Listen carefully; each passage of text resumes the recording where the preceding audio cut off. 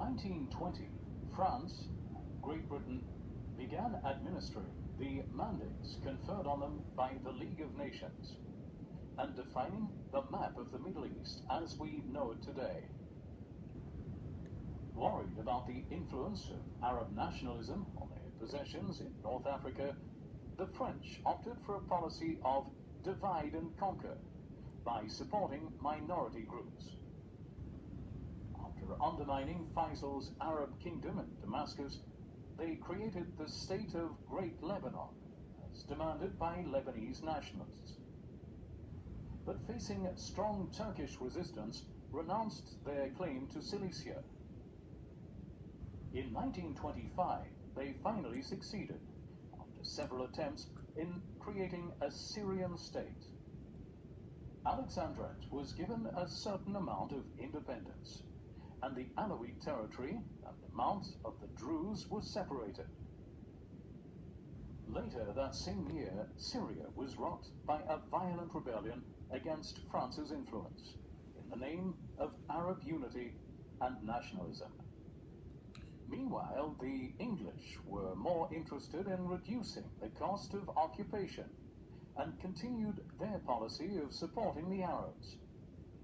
In 1921, they placed Faisal, after his exile from Syria, in charge of the Kingdom of Iraq, though they continued to control the government and the country's oil resources. They then created the Emirate of Transjordan for Faisal's brother, Abdallah.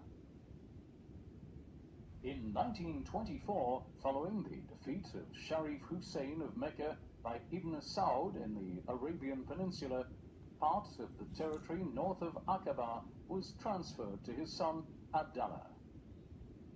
In Palestine, the creation of a Jewish homeland met with strong opposition from the Arabs, forcing the English to adopt a policy of appeasement. The creation of Transjordan dampened the Zionists' territorial ambitions, forcing them to accept limitations on the number of Jewish immigrants. But without political representation or access to executive power, the Arabs maintained their hostility to Anglo-Zionist plans for the area. During the 1930s, calls for independence increased. England decided to give in to these demands in order to protect their strategic interests. Independence treaties were signed with Iraq in 1930 and Egypt in 1936. But in Palestine, persistent conflicts between Jews and Arabs gave the English good reasons for maintaining their mandate. France was forced to follow suit and acknowledge Syrian unity.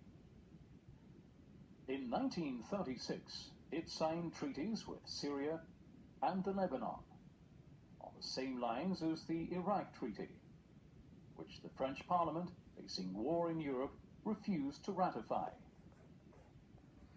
In return for support from Turkey, France had to return the Sanjak of Alexandret to Ankara, a concession never accepted by Syria.